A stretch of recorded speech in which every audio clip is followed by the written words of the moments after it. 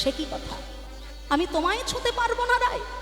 যার জন্য এত লীলা, যার জন্য এত ছলনা, সেই বিনোদিনীকে আমি স্পর্শ করতে পারবো না? সখীগণ বলছে অবশ্যই পারবে। রাধারানীকে স্পর্শ করতে গেলে যে সমস্ত যোগ্যতার প্রয়োজন, যে সমস্ত গুণাবলীর প্রয়োজন, সেই গুণাবলী কি তোমার আছে কা নাই? হ্যাঁ, নাই না। রায়ঙ্গ স্পর্শ করতে গেলে যা গুণাবলীর প্রয়োজন, যা যোগ্যতার প্রয়োজন, সেই যোগ্যতা তোমার আছে কি না একবার ভেবে দেখো তো শ্যাম।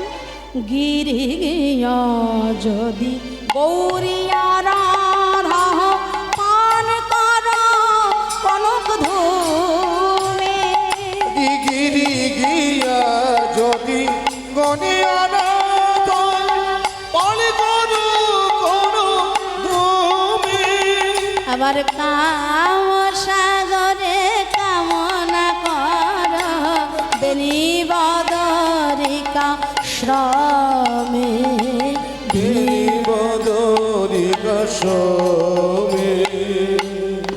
স্রজয় পরাগে সহস্র সুন্দরী ব্রাহ্মণে কর সাথ,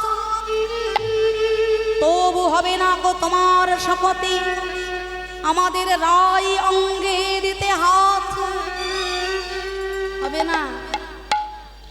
সূর্যগ্রহণের সময় ব্রাহ্মণের চরণে যদি কোটি কন্যা দান করতে পারো, কাম সাগরে গিয়ে যদি স্নান করতে পারো বেনি বদরিকাশ্রমে, কনক ধূম যদি পান করতে পারো, এতগুলো পুণ্য অর্জন করলে তবে তুমি রায়ঙ্গ স্পর্শ করতে পারবে।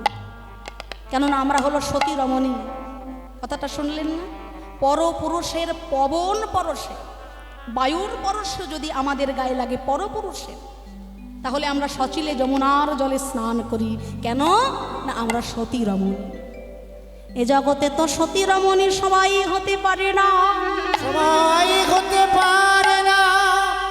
আর যারা সতী রমণী হয়, যারা সতী রমণী হয় তাদের যে ক্ষমতা, তার পাওয়ারটাই আলাদা থাকে। স্বয়ং দুর্গা দেবীর শক্তি তখন তার মধ্যে বিরাজিত হয়ে যায়, তিনি বাক সিদ্ধা হয়ে যায়। সতী অনুসূয়ার কথা আপনারা শুনেছেন না? ত্রিদেবী তিনজন মিলে ঝগড়া করতে শুরু করলো। এ বলে আমি সতী, ও বলে আমি সতী। তা ত্রিদেব তখন এলেন সতী অনুসূয়ার কাছে। কেমন ভাবে না, সতী অনুসূয়া তার সতীত্বর পরীক্ষা দেবে, ত্রিদেবী পাঠালেন তাদের তিনজনের স্বামীকে। কেমন পরীক্ষা না, সতী অনুসূয়া যদি বস্ত্রবিহীন অবস্থায় তোমাদের ত্রিদেবকে স্তনদুগ্ধ পান করাতে পারেন, তাহলে আমরা বুঝব যে সতী অনুসূয়ার চেয়ে বড় সতী আর কেউ না। তা তিন দেবীর কথা রাখার জন্য ত্রিদেব মানে ব্রহ্মা বিষ্ণু মহেশ্বর, তারা সতী অনুসূয়ার কাছে এসে বলছেন যে তুমি যদি সত্যকারের সতী রমণী হয়ে থাকো, তাহলে আমরা তিনজন আজকে তোমার দুয়ারে অতিথি রূপে এসেছি। বস্ত্রবিহীন অবস্থায় তুমি আমাদের তিনজনকে তোমার স্তনক্ষীর পান করাও। এইবার দেখুন সতী রমণীর সতীত্বর কি পাওয়ার। তিনি তার পতি সেবার ফলে, সাধন মার্গের ফলে তিনি অন্তরে বুঝতে পারলেন যে এই যে তিনজন এসেছে স্তনক্ষীর পান করবে বলে, এনারা আর কেউ নয়, স্বয়ং ব্রহ্মা বিষ্ণু মহেশ্বর। সতী অনুসূয়া বললেন, বেশ, আমার দুয়ারে যখন তোমরা এসেছো সেবা করবার জন্য, আমি অবশ্যই সেবা দেব। তবে হ্যাঁ, স্তনক্ষীর আমি তোমাদের পান করাবো। কিন্তু একজন নারীর বক্ষ যুগলে মাত্র দুজনের স্থান থাকে, অধিকার থাকে। এক হলো তার স্বামী দেবতা, অন্য আর একজন হলেন তার শিশু সন্তান। স্বামীরূপে আমি একজনকে যাকে বরণ করেছি, সেখানে আমি অন্য কাউকে আর কোনোদিন বসাতে পারবো না। স্বামীরূপে তো একজনকে আমি বরণ করে আমার মাথায় রেখেছি, কিন্তু সন্তান রূপে আমি তোমাদের অবশ্যই সেবা দিতে পারি। তার সতীত্বের জোরে, তার সাধনার জোরে ব্রহ্মা বিষ্ণু মহেশ্বরকে 6 মাসের ছোট্ট শিশুতে পরিণত করলেন সতী অনুসূয়া। নিতাই গৌর হরি বল। ব্রহ্মা বিষ্ণু মহেশ্বর সতী অনুসূয়ার সতীত্বের জোরে 6 মাসের ছোট্ট ছেলে হয়ে গেছে। 6 মাসের ছোট্ট ছেলে হয়ে সতী অনুসূয়ার কোলে তারা দুগ্ধ পান করে যাচ্ছেন। আর সর্বোপরি ত্রিদেবী দর্শন করে তো মাথায় হাত, হায় হায়, সৃষ্টি রসাতলে চলে যাচ্ছে, তারা তাদের নিজেদের স্থানে নেই। ব্রহ্মা বিষ্ণু মহেশ্বর আজকে ছোট্ট সন্তান হয়ে সতী অনুসূয়ার কোলে দুগ্ধ পান করছে। ত্রিদেবী এসে হাত জোড় করে বললেন, হে মা অনুসূয়া, আমাদের অপরাধ হয়েছে, সত্যি তুমি মহাসতী, এসো আমাদের স্বামী দেবতাকে আমাদের ফিরিয়ে দাও। সতী অনুসূয়া বললেন, বেশ, ওই যে পরপর 3টে দোলনা, 3টে ঝুলনায় আপনাদের 3 জনের স্বামী দেবতা দোলনায় দুলছে। 6 মাসের শিশু হয়ে আপনাদের যার স্বামী দোলনা থেকে আপনারা তুলে নিয়ে চলে যান। 6 মাসের শিশু হয়ে যদি 3টে শিশু পরপর থাকে, কি করে বোঝা যাবে কোনজন ব্রহ্মা, কে বিষ্ণু আর কে শিব? 3 জন সতী রমণী তো অবাক, কোনটা বিষ্ণু, কোনটা ব্রহ্মা, কোনটা শিব? 3 জনই তো একই দেখতে। তারা আবার মা অনুসূয়ার কাছে বললেন, মা তুমি কৃপা করে আমাদের স্বামীর আসল রূপে, স্বরূপে তাদের ফিরিয়ে দাও।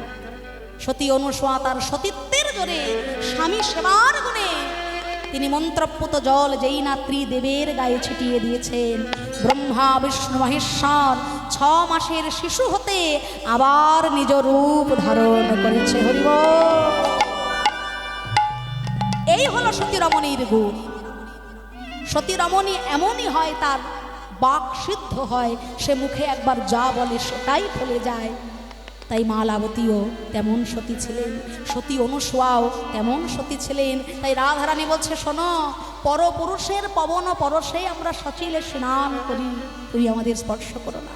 আমার গোবিন্দ বলছে, তুমি যে সমস্ত গুণাবলীর কথা বলছো, যা পুণ্য অর্জনের কথা বলছো, রাই তোমার অঙ্গ স্পর্শ করতে গেলে যা যা পুণ্য আমাকে অর্জন করতে হবে বলছো, তার সবই আমার করা হয়ে গেছে। তোহারে কো হৃদয় বেনিবদরিকা শ্রম রাধে, তোহারে কো হৃদয় বেনিবদরিকা সোমে অগরাধে উন্নত কুচগিরি জোর রাধে উন্নত কুচগিরি জোর কাম সাগরে হাওয়া সততই নিমগ্ন, কাম পুরবী তু হরাই শ্যামর বলিয়া চরণে নাহি ঠেলবি গোবিন্দ দাস মুখ গোবিন্দ দাস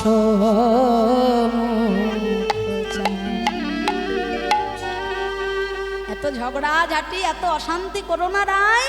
শোনো, দধি দুগ্ধ যা বিক্রি করতে এসেছো তার জন্য আমি কর নেব না। বলে কেন? দধি দুগ্ধর জন্যই তো কর নেওয়াটা উচিত। বলে না, যেটা আমি নিজেই খেয়ে নেব তার জন্য আর কি কর নেব? ওই সামান্য একটু দধি দুগ্ধ আমি নিজেই খেয়ে নেব, তার জন্য কর নেব না। তবে কেন কর নেব জানো? তোমার সেথার সিন্দুর আর নয়নের কাজ, সেতার সিঁদুর আর নয়নের কাজ, 2 লক্ষ দান তার মাগে বিসম্ভার, 2 লক্ষ দান মাগে বিসম্ভার। কপালে সিঁদুর পরেছি আর চোখে কাজল পরেছি, তার জন্য 2 লাখ টাকা দিতে হবে? হ্যাঁ, এটা কি জোর জুলুম নাকি? এটা কি দুর্গা পুজোর চাঁদা হচ্ছে নাকি? যা বলবে তাই? তা হবে না। ললিতা বলছে, শোনো শ্যাম, ওই 2 লাখ টাকা আমরা দেব না, তবে কারা দেবে সেই সন্ধান আমরা দিতে পারি। তারাই দেবে 2 লক্ষ। তারাই দেবে 2 লক্ষ। যাদের 2 দিকে লক্ষ্য তারাই দেবে 2 লক্ষ। যাদের 2 দিকে লক্ষ তারাই দেবে 2 লক্ষ। যাদের 2 দিকে লক্ষ। যারা কৃষ্ণ চাই বিষয় চায়, যাদের 2 দিকে লক্ষ। বিষয় চাই। যাদের 2 দিকে লক্ষ। বিষয় চাই, বিষয় চাই। যাদের 2 দিকে লক্ষ। বিষয় চাই। যাদের 2 দিকে লক্ষ। তারাই দেবে 2 লক্ষ। তারা তোমাকে 2 লক্ষ টাকা দেবে। যারা কৃষ্ণকেও ভালোবাসে, জন্মাষ্টমীর দিন কৃষ্ণের পুজোও করছে, আবার মনে মনে বলছে ঠাকুর ছেলেটা যেন তাড়াতাড়ি পরীক্ষায় পাশ করে যায়, মেয়েটার যেন ভালো ঘরে বিয়ে হয়, আমি তোমাকে 50 টাকার রসগোল্লা দিয়ে পুজো দিই। তোমাকেও ভালোবাসতে ছাড়ে না, আবার সংসারের মায়াও ছাড়ে না। হ্যাঁ গো মা, আমরা মায়াবদ্ধ জীব, আমরা তো সংসারের মায়াতেই থাকবই আর মায়ার বস্তু চাইবই, এটাই তো নিয়ম। আমি তোমাদেরকে এত বড় বড় কথা বলছি, যেই কীর্তনটা শেষ হয়ে যাবে না, আমি বলবো এই আমার জুতোটা কোথায় গেল রে, তাড়াতাড়ি খুঁজে দে। তা আমরা মায়াবদ্ধ জীব, আমরাই তো চাইবো মায়ার জিনিস। কিন্তু এখানে একটা কথা আছে, মায়াকে যারা ত্যাগ করতে পেরেছিলেন তাদের পদাঙ্ক যদি আমরা অনুসরণ করি তাহলে আমরা গোবিন্দ চরণ প্রাপ্তি হতে পারব। দৈবী হেষা গুণময়ী মম মায়া দুরত্বয়া মামে বৈ প্রপদ্যন্তে মায়া মে তং তরন্তীতে। রাধা গোবিন্দ মিলনের মাঝখানে, ভক্ত ভগবানের মিলনের মাঝখানে একটা মায়ারূপী আকার থাকে। সেই মায়ারূপী আকারটাকে সরান কে? সৎ গুরুদেব। ব্রহ্মাণ্ড ভূমিতে কোনো ভাগ্যবান জীব গুরু কৃষ্ণ প্রসাদে পায় ভক্তি লতার বীজ। তবে গুরু কেমন? সৎ গুরু। গু শব্দে অন্ধকার, রু শব্দে আলো। হৃদয় গুহার মায়া অন্ধকার দূরীভূত করে যে ব্যক্তি আমার হৃদয়ে কৃষ্ণপ্রেমের আলো জ্বালিয়ে দেন তিনি হলেন সৎ গুরুদেব। হ্যাঁ, এই গুরুচরণ যারা আশ্রয় করে, আশ্রয় করিয়া ভজে, তারে কৃষ্ণ নাহি ত্যাজে, আর সব মরে অকার। তাই 2 লাখ টাকা আমরা দেব না, যারা 2 দিকে লক্ষ্য করে তোমায় ভজনা করে তারা তোমাকে 2 লক্ষ টাকা দেবে। আচ্ছা বেশ, তা না হয় হলো। রাধে এখানেই শেষ নয়, রঙ্গনয়া লতা পায়ে রতন নূপুর, রঙ্গনয়া লতা পায়ে রতন নূপুর, 4 লক্ষ দান তার মাগে দানির ঠাকুর। রঙ্গন আলতা, পায়ে আলতা পরেছ আর সোনার নূপুর পরেছ, তার জন্য তোমাকে 4 লক্ষ টাকা দিতে হবে।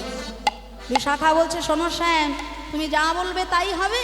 হ্যাঁ, ওই 4 লাখ টাকা আমরা তোমাকে দিতে পারবো না, তবে কারা দেবে জানো? তারাই দেবে 4 লক্ষ। বলে তারাই দেবে 4 লক্ষ। তারাই দেবে 4 লক্ষ। যাদের 4 দিকে লক্ষ্য তারাই দেবে 4 লক্ষ। যাদের 4 দিকে ওই লক্ষ ধর্ম অর্থ কাম মোক্ষ, তারাই দেবে 4 লক্ষ। ধর্মত কাম তারাই দেবে 4 লক্ষ। ধর্মত কাম তারাই দেবে 4 লক্ষ। ধর্মত কাম তারাই দেবে 4 লক্ষ। ধর্মত কাম তারাই দেবে 4 লক্ষ। ধর্মত কাম তারাই দেবে 4 লক্ষ। ধর্ম অর্থ কাম মোক্ষ, এটা হলো চতুর্বর্গ। মায়াবদ্ধ জীব চতুর্বর্গের ফল চায়, কিন্তু যারা কৃষ্ণ ভক্ত তারা চায় পঞ্চম পুরুষার্থ অর্থাৎ কৃষ্ণ প্রেম। হ্যাঁ, তাই যারা চতুর্বর্গ নিয়ে মাতামাতি করে তারাই তোমাকে 4 লক্ষ টাকা দেবে। স্যার আমরা তোমাকে দিতে পারবো না, কেননা পঞ্চম পুরুষার্থ জয় করবার জন্যই আজকে এত কষ্ট করে আমরা তোমার ভজনের পথে এসেছি স্যার। হ্যাঁ, আমার গোবিন্দ বলছে বেশ, তাই না হয় হলো, কিন্তু আরও আছে, এখানেই শেষ নয়। করের কঙ্কন আর কটির কিঙ্কিণী, করের কঙ্কন কোমরে কি আর 6 লক্ষ দান তাহার মাগে মহাদান। আজি 6 লক্ষ দানি তাহে মাগে মহাদানি। তারাই দেবে 6 লক্ষ। তারাই দেবে 6 লক্ষ। যারা সররিপু বশীভূত, যারা ষড়রিপুর বশীভূত, কাম, ক্রোধ, লোভ, মোহ, মদ, মাৎসর্য, এই 6টি রিপুর যারা বশীভূত তারাই তোমাকে 6 লক্ষ টাকা দেবে। হ্যাঁ, আমার গোবিন্দ বলছে, ও তাহলে এটাও তোমরা দেবে না? কিন্তু আমি আরো কিছু বলতে চাই। আরো কি চাইছো? শুনবে, শুনবে রাই, শোনো। অঙ্গের কাচলি গলে গজমতি হার, 8 লক্ষ দান তার মাগে দান ঈশ্বর। 8 লক্ষ টাকা দিতে হবে। গজমতি হার পড়েছ আর অঙ্গের কাচুলির জন্য। সখীগণ বলছে, শোনো শ্যাম, 8 লক্ষ টাকা আমরা তোমাকে দেব না, কিন্তু তারা দেবে যারা অষ্টপাশে বদ্ধ। অষ্টপাশ কি কি? ঘৃণা, লজ্জা, ভয়, মান, কুল, শীল, জাতি, অভিমান, এই 8টি দড়ি। ভগবত ভজনের পথে যাবার সময় 8খানা দড়ি বারবার আমাদেরকে মায়াতে বেঁধে রাখে। এই 8খানা দড়ি, 8খানা পাশে যারা বদ্ধ তারা তোমাকে 8 লক্ষ টাকা দেবে। কিন্তু আমরা ওই 8খানা দড়িকে ছিন্ন করতে পেরেছি বলে আজকে এই হরিবাসরে আমরা তোমার ভজনের পথে এসেছি। নিতাই গৌর হরিবল।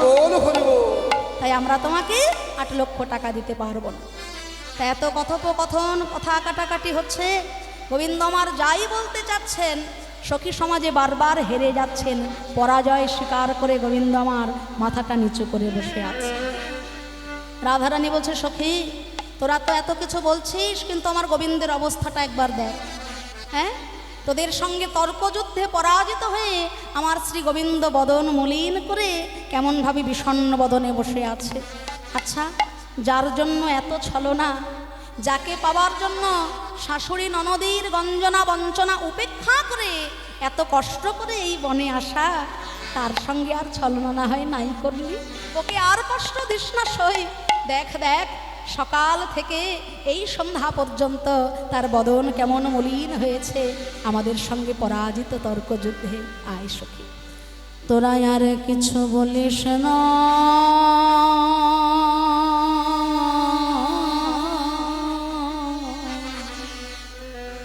দেখ ঘামি আছে চাঁদ মুখ তোরা আর কিছু বলিস না,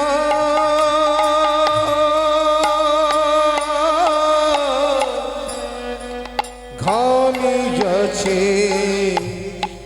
চাঁদ মুখ খানি। ওরে তোরা দে দে পশরানি যার লাগি বিকি কিনে দে দে পছরায়াবে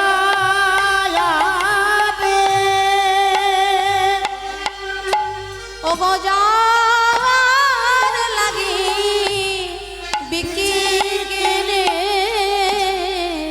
সেই ক্ষীর সর নবনে চাঁদ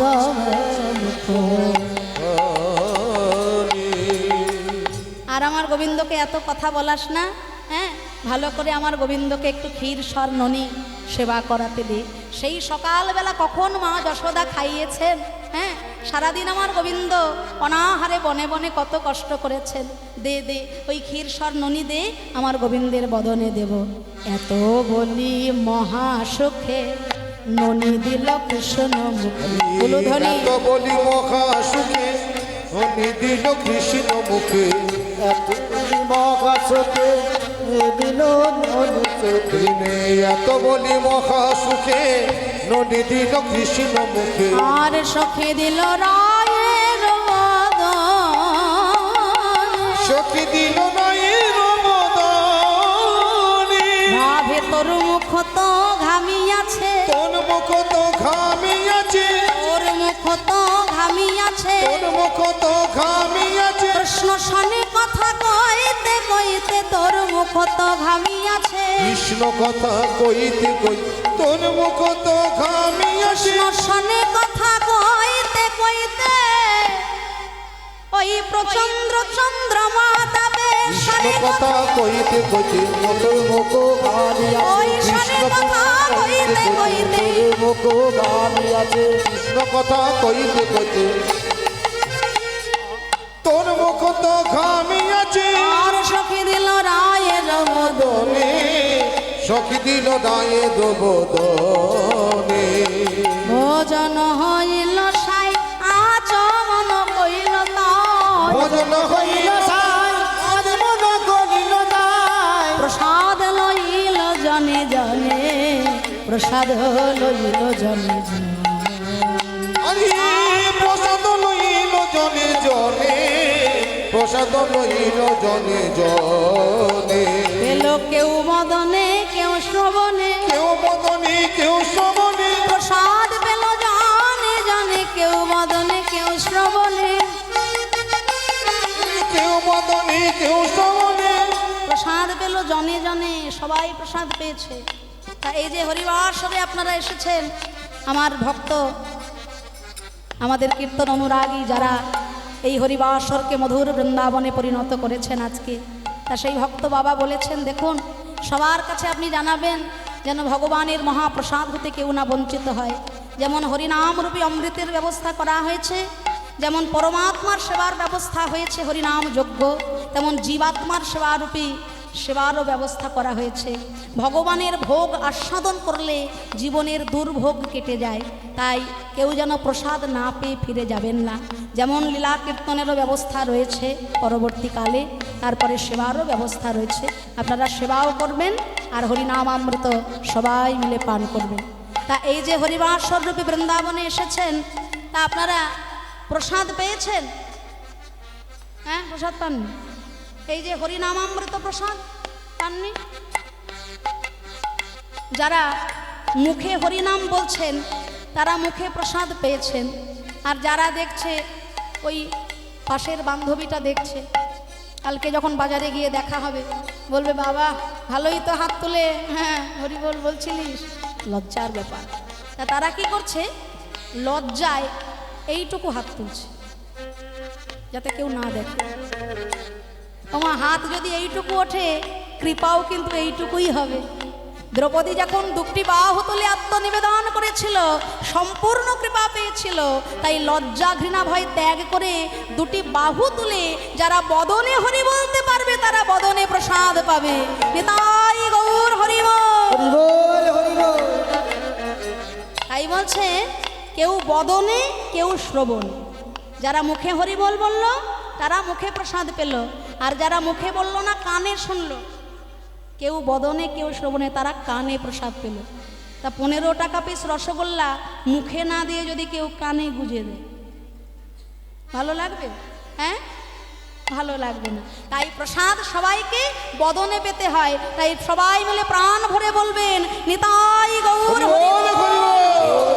তোদের যদি আজ্ঞা পাই শ্যামবধূর বামে দাঁড়াই তোদের যদি আজ্ঞা পায় সামনে বদমামে দাঁড়ায় যদি আজ্ঞা পায় ও দুরই নামে দাঁড়া অঙ্গের আভরণ খোলে অঙ্গে দয়া বরণে মুকুলে সাজায়ে দে কৃষ্ণ দাসী ওই বেশ বড় ভালোবাসি সাজায়ে দে কৃষ্ণ দাসী ওই বেশ বড় ভালোবাসি রহি গেলাম এই তরুণে রহি গেলাম এই তরুণে আমি বাবা ভালোই বলেছিস তুই এখানে গোবিন্দের কাছে থেকে যাবি আর আমরা তোর শাশুড়ি আর ননদির কাছে গিয়ে যা নয় তাই শুনি হ্যাঁ ভালোই বেশ রাধারানী বলছে সখী আমি সে চিন্তাও করে রেখেছি আমার শাশুড়ি ননদিকে বলে দিবি যে যমুনার ঘাটে দধিদুগ্ধ ঘৃতঘোল বিক্রি করতে এসে তাদের রাধারানী তাদের বৌমাও আজকে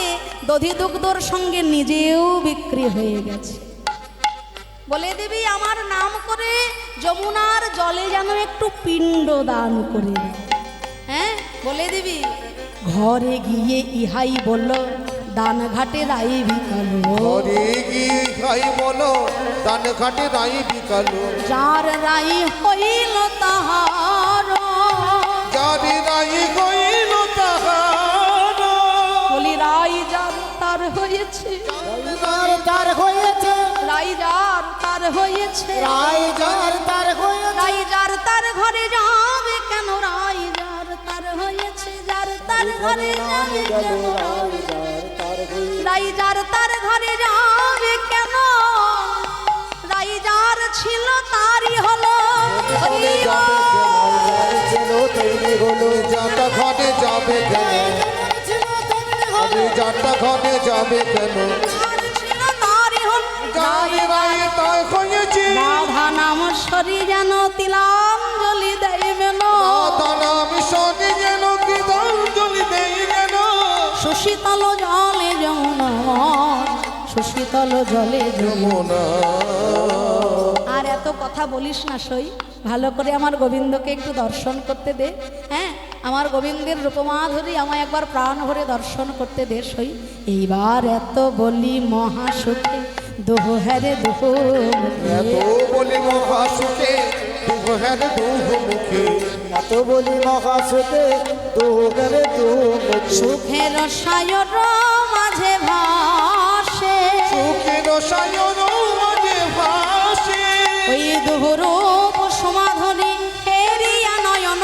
ভরি রূপ সমাদরে কেলিয়া নয়ন ভরি গুণ গায় বৃন্দাবন দাসে গুণ গায় বৃন্দাবন দাসে এইবার রাধা শ্যাম দোহাকার হইল মিলন রাধা সবে দুয়ার হইল মিলন রাধা শ্যাম দোহাকার হইল মিলন রাধা সবে দুয়ার হইল মিলন এইবার বদন ভরে হরি বল যত ভক্তগণ হরি হরি বলো যত ভক্ত বদন ভরে হরি বল যত ভক্তগণ হরি হরি বলো যত ভক্ত বদন ভরে হরি বল যত ভক্তগণ হরি হরি বলো যত ভক্ত জয় রাধে রাধা গোবিন্দ বল জয় রাধে রাধা গোবিন্দ বল জয় রাধে জয় রাধে জয় রাধে জয় রাধে